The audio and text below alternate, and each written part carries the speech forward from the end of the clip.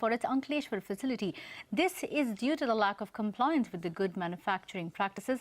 Ekta Batra joins in now on the phone line to tell us more. Ekta, what are you picking up? What could be the implications over here for the stock on Monday? Well, it's definitely going to be a negative opening for Wockhardt on Monday morning.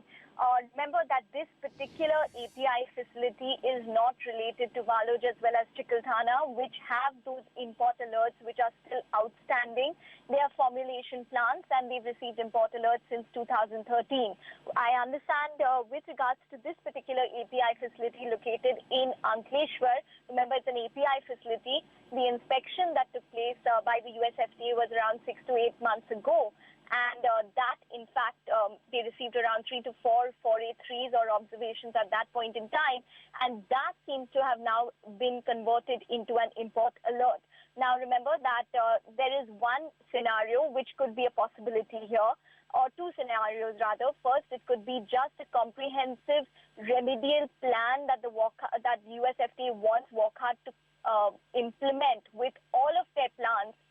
And secondly, it is just a standalone facility that has received an import alert because of lack of compliance. Nonetheless, the one particular thing that we can take away from this is that it is a big negative for Wockhardt, because the interpretation is that even though the API facility might not be contributing that much, might not be that significant compared to a formulation facility, it puts Wockhardt 2 steps behind in terms of interpretation, that they are lagging behind when it comes to remedial issues of their US FDA issues, which they have been having since 2013. So the perception of Wockhardt would be something that would be under the scanner. Remember, US sales have already been under pressure.